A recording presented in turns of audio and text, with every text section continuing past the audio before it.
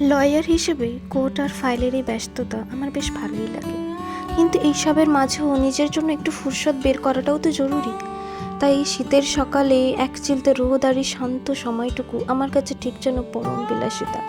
High, আমি সুচরিতা, অনেকে অবশ্য আমাকে প্রীতি বলেও ডাকে। সকালে আমি একটু নিজের মতো করে সময় কাটাতে ভালোবাসি। এতগুলো বইয়ের মাঝে ভাবছিলাম সেদিন কোনটা পড়বো।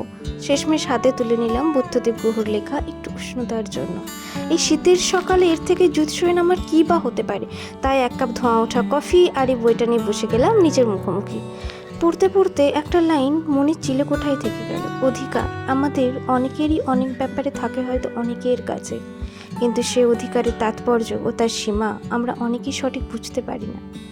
আমি না মাঝে মাঝে ভাবি এই লেখকরা ঠিক কতটা অনুভূতি প্রবণ হলে এমন সাবলীলভাবে আমাদের মনের কথাগুলো সাদা পাতায় লিখে ফেলতে পারেন। আচ্ছা, তোমাদের শীতের সকালগুলো কেমন কাটে? আমার মতো কি কোনো বইয়ের পাতে উষ্ণতা খোঁজো?